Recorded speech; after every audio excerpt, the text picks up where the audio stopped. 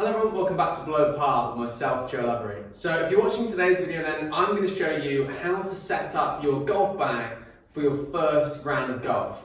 Now I know heading out onto the golf course can be quite a daunting experience, and if you don't feel organised and don't believe you have the correct setup, then most likely it's not going to go that well on the day. So what I've done is I have completely emptied my golf bag. I want to give you an idea of what accessories to carry, what you're going to carry for the round, and then hopefully this will enable you to be a little bit calmer when you get to the first tee and you've got your bag then set up, hopefully have a clear mind and ready then to play some good golf. So looking at the bag then, there's quite a few pockets on a golf bag, and sometimes it's quite hard to know what goes where, but also what you actually need to carry. Because essentially, even if you buy a starting set, so let's say you get a golf bag with all the clubs and everything all in there ready, it doesn't actually give you anything in the bag ready to go. So you still have to buy that on top. Now obviously if you've ordered that online, like most people will be in the world at the moment, you're going to want to know what do you actually put in each pocket and what do you need to get going on a round of golf. And I'm going to show you that in today's video. So guys, you'll probably also notice we're getting very close to the 1,000 subscriber mark. We'd really appreciate your support if you were to click that subscribe button. Okay, so here is my, let's say, box set bag. So I have clubs, and that is it, and a bag. That is all I have. As you can see, all the pockets are completely empty. Nothing in any of the pockets, and I need to make sure now that I have this set for my first round of golf. So let's start then with some of the first things that you're gonna need. Okay, so let's start with the first thing that sounds really obvious, which is golf balls. So you have your sort of entry-level golf balls, something like this, just Strixon Distance coming at £4.99 for 3. You could then go up to something, if you like a sort of brighter colour, so you've got them in yellow, so these are £5.50. You could then obviously go orange, so they're a tightest velocity, slightly higher quality ball, and then you can go to a top-level ball, something like a Pro V. Now, this doesn't mean that you can't, for example, go and buy a load of lake balls to begin with that might come in at 50p a ball or a pound a ball out of a bucket. It's just these are the options of the new golf balls that we have available. So, entry-level balls, probably to begin with, if you haven't played golf before, which by the looks of it, if you're watching this video, you most likely haven't, it'd be worth going for something like so. They're going to be cheap. You're not going to mind too much if you lose a few, because let's be honest, at this moment, it's all about bulk. As you become a better player, you might find yourself progressing to the more expensive ball, but as you imagine, it's going to get very expensive if you lose 3, for example, on the first hole. So let's say, to begin with, it's all about quantity, not quality with golf balls. So let's go for something that you can afford and something you're happy to play with. Now, obviously, if you want to impress your mates, you might go for something like this to begin with. However, I'd be recommending something like so, or even something from the bargain bucket at the front of the shop. So let's go and put these straight in the bag. So next up then, we have tees. Now, tees are a little bit more difficult depending on the set of golf clubs you have purchased. Now, you'll notice here there are 2 types of tee. You either have something that's plastic or you have a wooden tee. Now, you'll find that a lot of the better players will play with wooden tees. Now, the main reason is they can adjust the height of that tee to wherever they like. So if you look at one of the tees on here, you can see that it runs all the way through, and it's just simply, you can push it into that height, or you could leave it nice and tall for a driver. Whereas actually something like a plastic tee, you don't have that option. So on here, for example, you can see it already is there. We call it a castle tee. These basically sit proud on top of the surface of the height. So you've got the sharp bit to dig into the floor, and then you have the little castle on top to put your ball on. Now, depending which tee you go for, depends really on which club that you are using. So for example, something like the green tees on the left-hand side, you'll probably find they're for something like an iron. You'll probably find the red then for something like a fairway wood, so something like a 3 or a 5 wood. And then you have a choice then for your driver, just depending how high and how tall your driver face is.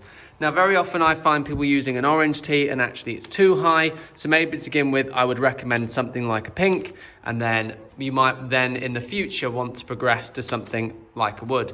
Now, one of the benefits certainly from using the castle tees is they tend to last longer. So to begin with, let's get yourself some castle tees, get that ball consistently the same height, hopefully then allowing you to produce the same consistent shot. So let's go something like this for my driver, these for my fairway wood, And I'm gonna have the green ones over here for my irons. Okay, so now we start speaking about gloves. So there are loads of different gloves in the market. I've just got 3 gloves here for foot joints. You've got something like a Weathersoft, which is a good all-round glove. It's not leather, it's only got a leather, I believe, palm and thumb. You then got the Accredited, which is a full leather glove, and then you've got something like a rain grip.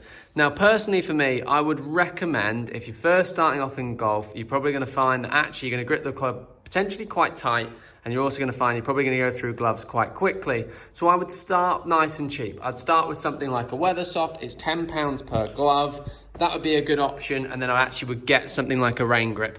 These are a little bit more expensive, but I promise you these last ages.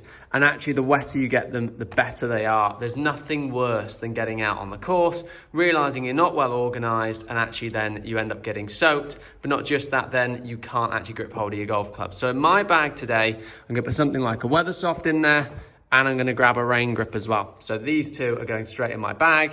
I'll leave the Accredited. That's something maybe I could try in the summer, on a really nice day, or a little treat to myself. But to begin with, the Weathersoft will do the job. So now we have our towel. Now, as you can see, this is my towel and I haven't cleaned it. There's a reason for that. I wanted to show you that obviously a towel is there to be used. It doesn't just dangle on the golf bag and look pretty. I like to personally have a brush as well attached to my towel. So you've got this little hook here, attach this on. This allows me to clean my clubs, and then very simply then this bit here wipes the face, and then they can go back in my bag nice and clean. This really is essential. This is something that I would always carry with me. I think if you don't, you end up wiping it on your trousers. Your trousers then look disgusting, or your clubs get really dirty, and they're not gonna perform to their best. So if you've got nice new golf clubs, treat yourself to a towel and some sort of brush to give them a clean, and you'll be ready to go. So a water bottle is a really essential item. A lot of people forget that with golf, yes, okay, you might not walk around sweating all the time, and you might not feel as hot as what you do, let's say if you went to the gym or played squash. However, you will find you're out there for 4 hours. You're gonna need to drink something. Now, I'd highly recommend taking some water out with you.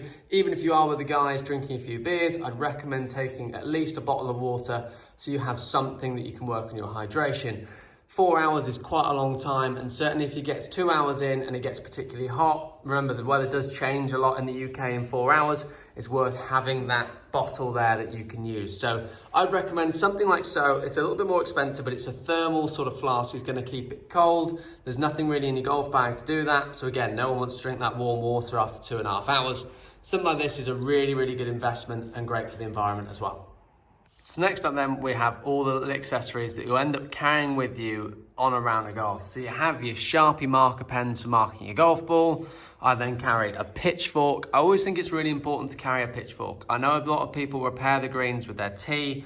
It's great if you're really good at it, but I even find, even myself, it repairs it so much better if you use a pitchfork. The greenkeepers will love you for it. If you could use that rather than a tee, honestly, it makes a world of difference. And certainly if you're quite new to the game, I'd highly recommend having one of those, and I wouldn't really want you on the golf course without it. You then have something like a ball marker. So when you're on the green, you have something that you can put behind your ball to mark that it's yours. You can use a coin to begin with. I quite like these sort of poker chip styles. I've got quite a few of these. This is a $100 chip from Las Vegas, somewhere in a casino. I think this is super cool. I just like it. It helps me identify it's mine. That's just my little touch. A pencil or a pen, you can use either. This is to mark your scorecard. You then have, I have something like this. Obviously, we've already done the golf ball, but this little clip, this is just a master's one. It's a couple of quid, helps you identify it. So you can put a big square on it, you can put arrows, you can put lines for lining up. And then I wouldn't really go anywhere at the moment without your hand sanitizer gel. Now I know at the moment golf has adapted well to not have to use this all the way around and not able to touch flags and things. I still like to use this if I'm going to eat some food on the golf course, those sorts of things. So I'd highly recommend taking some food and then having this as well for you to use when you're out there. Here we go then. So this is all the stuff we spoke about earlier on. I'm going to show you now obviously how we're going to pick and choose. So first things first, in my bag here, I've got a little water bottle holder. So water bottle goes straight in that pocket there. That's really easy and done. Secondly then, let's look at the gloves. So I went for the Weathersoft and the rain grip. So you can either take them out or just pop them straight in like so.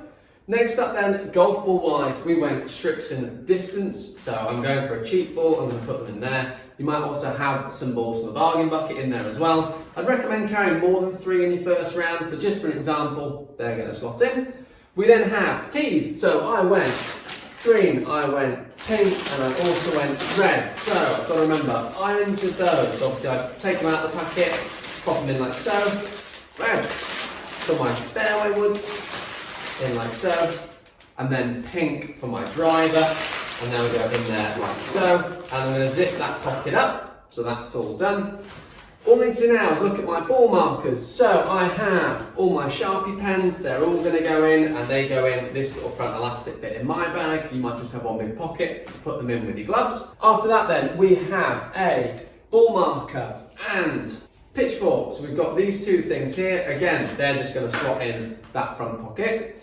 I then have my hand sanitizer, again, in the front pocket. Pencil and thing to mark my ball with. Those, again, both in the front pocket. Now the towel has its own little clip, which will make it go and hang nicely on this little bit here. A lot of golf bags have them in this area. I'm just going to clip that on like so, so it dangles down.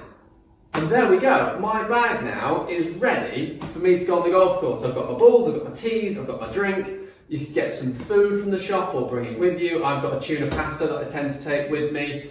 And then that's it, it's fully loaded up. You then really need to look at the weather for that day. So let's say, for example, I wasn't wearing this jumper, or I could put my waterproof jacket in my bag that's just behind the camera now. That would very simply go in this big pocket here, and I could put that in there, and then we can use that small pocket there then for valuables, and I'm good and ready to go on the course. I have everything I need.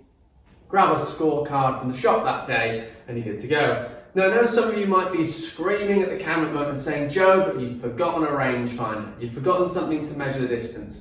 Now, realistically, on your first round of golf, I wouldn't say that's that important. I don't think you really need to start knowing if it's 152 yards or 150 from the green stakes.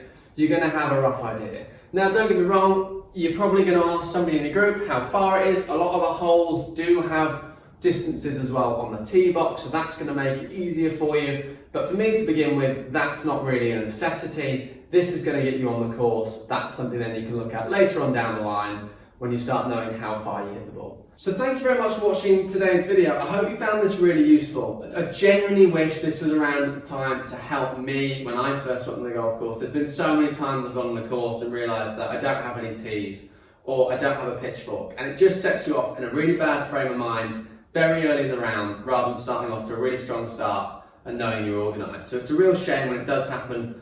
As I say, I've been there, it's happened, however I've learned from it, and certainly going out without a drink on a hot summer's day, you're going to regret that. So thank you very much for watching. I hope you really enjoyed the video. If you did, please make sure to hit that subscribe button. It's really appreciated. It really supports myself and Joe, helps with making all this content in the future. If you enjoyed this video as well, please make sure to hit that like button. Guys, thank you much for watching, and I'll see you all very soon.